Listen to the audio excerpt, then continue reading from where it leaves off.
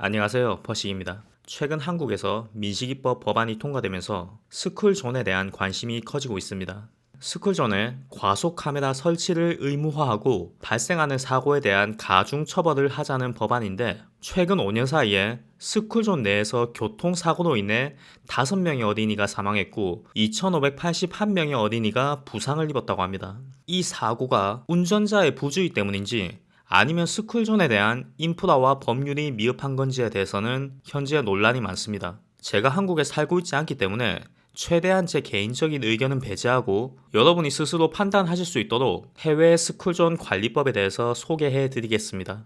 먼저 미국의 경우에는 학교를 중심으로 500m 스쿨존이 지정되어 있습니다. 스쿨존이 시작되는 지점과 끝나는 지점에 정확한 안내 표지판이 설치되어 있고요. 스쿨존 내에서는 흡연도 할 수 없습니다. 그리고 미국의 스쿨버스에는 다른 나라에서는 보기 힘든 독특한 장치가 있는데요. 바로 버스에 스탑 사인이 설치되어 있습니다. 스쿨버스가 정차하고 아이들이 버스에 내릴 때 이 스탑 사인이 펼쳐지는데, 이 사인이 켜진 상태에서는 모든 차량이 정차를 해야 됩니다. 심지어는 건너편 차선의 차들도 멈춰야 됩니다. 아이들이 행여나 도로로 뛰어들었을 때 사고를 방지하기 위해서죠. 만약에 이 사인을 지키지 않고 스쿨버스를 추월해서 지나가면 어떤 일이 생길까요? 바로 이렇게 됩니다. 적발되면 미국 달러로 최대 2,500달러, 한국 돈으로 약 300만 원의 벌금이 부과될 수 있습니다. 캐나다도 이와 유사하니까 참고하세요. 자, 다음은 이웃나라 일본의 사례를 보겠습니다. 일본은 학교 보육원을 중심으로 500m의 스쿨존이 지정되어 있고, 이 지역에서는 시속 20km 이하로 서행해야 됩니다. 그리고 일본의 경우에는 아이들이 등하교하는 시간대에는 허가받은 차량을 제외하면 스쿨존에 차가 진입할 수 없게 규제하는 법안이 있습니다. 어떻게 보면 스탑 사인으로 차를 통제하는 미국보다 훨씬 더 강력하게 어린이 보호구역을 지정해뒀다고 볼 수 있습니다. 그리고 일본의 도로 사정도 한국과 마찬가지로 인도와 차도가 정확하게 구분되지 않은 지역이 많은데요. 이 지역에 아이들이 지나가야 될 때는 보호자가 함께 동반한다고 합니다. 다음은 호주의 사례인데요.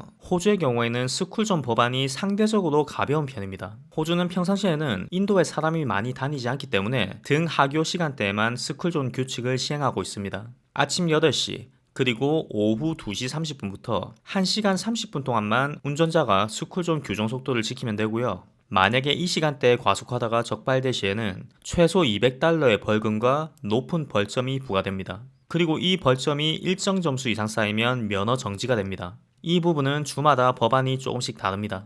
그리고 스쿨존 타임 때는 칠드런 크로싱이라는 사인이 학교 근처에 붙게 되고, 자원봉사자분들이 아이들이 안전하게 도로를 건널 수 있게 교통 통제를 합니다. 그리고 학교 주변에 자원봉사자들이 직접 아이들과 함께 동행하면서 사고를 예방하는 제도를 워킹 스쿨 버스라고 하는데, 이 제도에 참여하고 있는 대부분의 자원봉사자는 은퇴한 할아버지 할머니들이고, 아이들을 만나고 함께 걸으면서 이야기하는 이 시간이 정말 행복하다고 이야기합니다.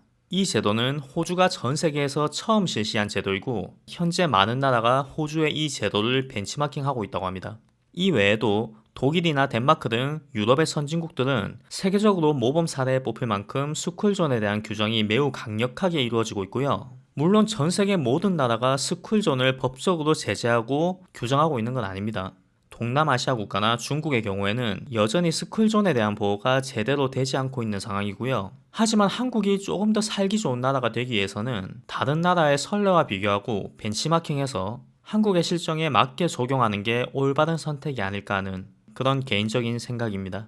시청해주셔서 감사합니다.